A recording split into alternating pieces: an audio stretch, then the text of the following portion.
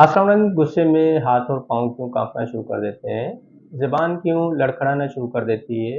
मुंह खुश्क हो जाता है, अल्फाज की अदायगी नहीं हो पाती और पूरा जिस्म कांपना शुरू कर देता है। गुस्से पर कैसे काबू पाया जा सकता है? जबकि शदीद गुस्से में गुजरे हुए 2 मिनट 7 घंटे के लिए आपके इम्यून सिस्टम को वीक कर देते हैं।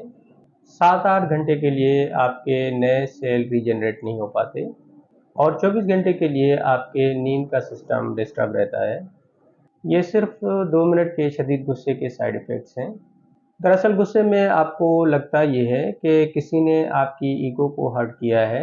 आप अपनी तौहीन समझते हैं, तज़लील फ़ील करते हैं और ये बात जब आपके ज़हन में आती है, बॉडी रिएक्ट करना शुरू कर देती है। आपकी हार्ट बीट तेज़ होने लगती है, ज़बान खुश्क हो जाती है, मसल्स उकड़ जाते हैं, ब्लड प्रेशर बढ़ जाता है, जिस्म आपको ख़तरे से आगाह करता है। ये सारा अमल बॉडी अपने प्रोटेक्शन में करती है। ये किसी से लड़ाई होने से पहले की अलामात हैं।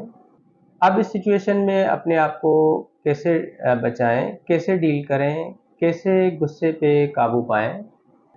हाँ, एक और बात, जितने लोग ज़्यादा गुस्सीले होंगे या उनको जितना ज़्यादा गुस्सा आएगा, उतनी ही उनमें ताकत की कमी होगी। वो थोड़ा-सा धक्का लगने पर गिर पड़ेंगे। जिसका गुस्से पर जितना ज़्यादा कंट्रोल होगा, वो उतना ही ज़्यादा मजबूत होगा। चंद टिप्स पर अमल करें।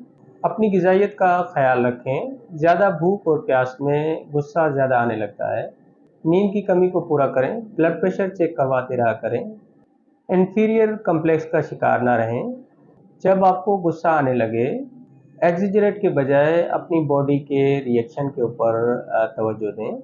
अगर आपने 25 से 30 सेकंड्स तक खामोशी से गुजार लिए और यही 25-30 सेकंड्स तक मैनेज करने होते हैं, गुस्सा ऑटोमेटिक कम होने लगेगा। आप गुस्से पे काबू पा लेंगे। नाज़रीन, अपना अपनी फैमिली का ख्याल रखें। अल्लाह हाफ़िज़।